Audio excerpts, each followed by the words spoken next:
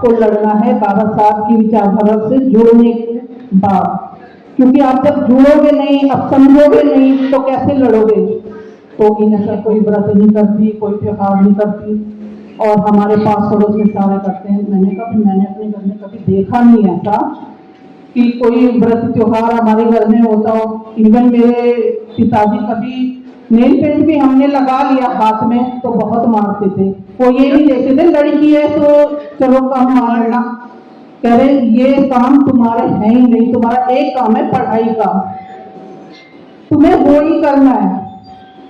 तो पता नहीं लग रहा था कि पढ़ाई है क्या चीज, होगा क्या उससे। जब बाबा साहब को सुना, इस संगठन से जुड़े, तब अच्छी तरह समझ में आया कि पढ़ाई क्या चीज है।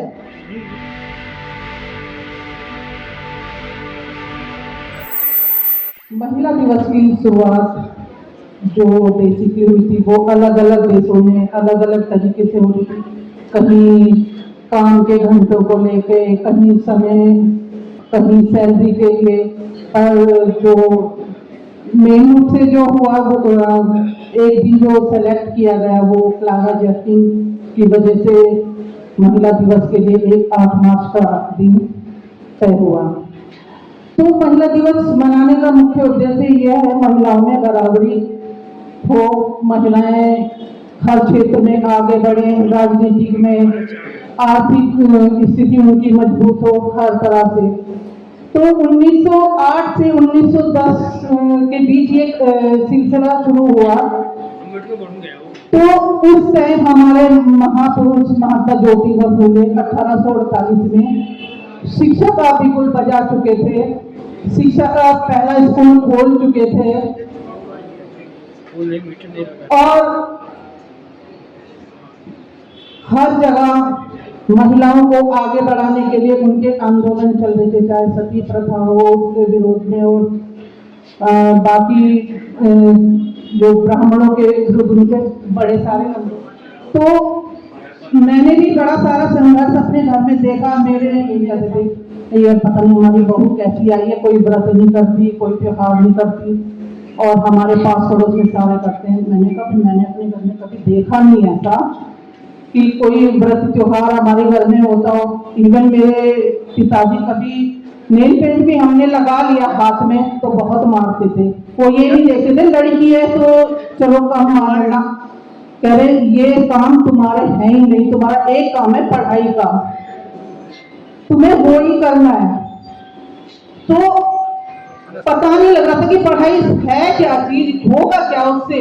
जब बाबा साहब को सुना, इस संगठन से जुड़े, तब अच्छी तरह समझ में आया कि पढ़ाई क्या चीज है।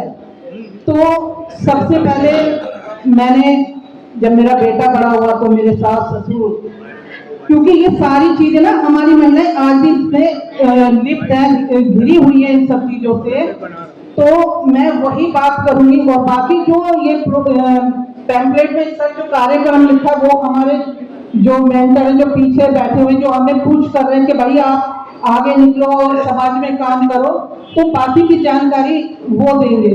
तो जो हमारी महिलाएं आज फेस करी, जो हम फेस करके आज यहाँ पे पहुंचे हैं, तो मैं उसके बारे में बात करूंगी। तो मेरे ससुर कहने लगे, मेरी मदर इन लॉ एक्सपायर हो गई, तो उनके ससुराल वाले मेरे ससुर से कहने लगे नौकरी करती थी, पैसे की कोई कमी नहीं है, और इसको वो ऐसे वो होती ना अस्थि को वो सजाते हैं झंडी वंडी फूल वूल टाइप बलून वगैरह लगा के। तो मेरे ससुर ने बोला कि वो सब ऐसे करना है तो बताओ। मैंने कहा मम्मी अभी रिटायर हुई थी, 60 साल की उम्र थी, और इतनी मतलब ओल्ड तो वो थी नहीं, क्योंकि भाई मेरे को तो बाबा साहब की दिमाग में भरी पड़ी थी सारी चीजें। तो मैंने कहा बाबा मम्मी की ना इतनी उम्र थी नहीं, वैसे अभी तो रिटायर हुई 1-2 साल हो गई है। तो मेरे हस्बैंड भी बैठे हुए थे। मैंने कहा एक तो हमारे घर से बंदा चला गया, मैंने कहा एक बंदा हमारे घर में कम हो गया, ऊपर से आप कह रहे हो कि ये सब काम झाम भी कर, मुझे तो देखो ठीक लग नहीं रहा है। बाकी आपकी वाइफ थी और हस्बैंड भी बैठे हुए थे, मैंने कहा इनकी मदद थी, अब आप जो करेंगे वो ठीक है। तो उन्होंने उस टाइम मेरी बात मान ली और उन्होंने नहीं किया। मैंने कहा जैसे सिंपल लोग जाते हैं वैसे जाने का। मैंने कहा हमें तो बहुत दुख है, हमारे घर से एक सीनियर बंदा चला गया। तो फिर बाद में उनकी तेरहवीं हुई तो कह रहे कि ये सब कह रहे कि ऐसे ऐसे बनाना है। मैंने कहा पापा सिंपल खाना बना लो, क्यों इतना वो कर रहे हो आप। कह रहे, तो मेरे हस्बैंड ने मेरा हाथ पकड़ लिया, कह रहे तू ना चुप रह, उनकी वाइफ थी, वो कुछ करना चाह रहे तो करने देना, हर चीज में मतलब क्यों बोलना है। मैंने कहा अच्छा चलो ठीक है। तो फिर उन्होंने कहा कि, मैंने कहा फिर यार हमारी भी बारी आएगी, अभी तो मरेंगे, ऐसा थोड़ी हम भी जिंदा रहेंगे, मैं बच्चे क्या सीखेंगे। मैंने कहा वही सीखेंगे ना जो हम कर रहे हैं। तो कह रहे अभी छोड़ दे, अपना बाद में देखेंगे कि क्या करना है उस टाइम पे। तो उन्होंने हल्का हलवा पूरी टाइप्स बना के लोगों को वो जो मृत्यु भोज वगैरह देते हैं वो दे दिया। उसके बाद मेरे ससुर को तो लगा कि अब पोते की शादी करो या पोती की शादी करो। मैं हस्बैंड को मैंने कहा लड़की की शादी के बारे में मत सोच लेना कि लड़की की शादी करनी है। मैंने कहा ये इससे भी पूछ लो बेटे से, ये इसको भी शादी करनी है कि नहीं करनी। कह रहा पापा मेरे को तो अभी करनी ही है। तो मेरे हस्बैंड को उनके फादर फोर्स करने लगे कि भाई नहीं किसी एक बच्चे की शादी कर लो। तो कह रहे मैं कैसे अपने फादर की बात को मैं इग्नोर करूं, मना कैसे करूं उनको। तो मैंने कहा कंडीशन है शादी की।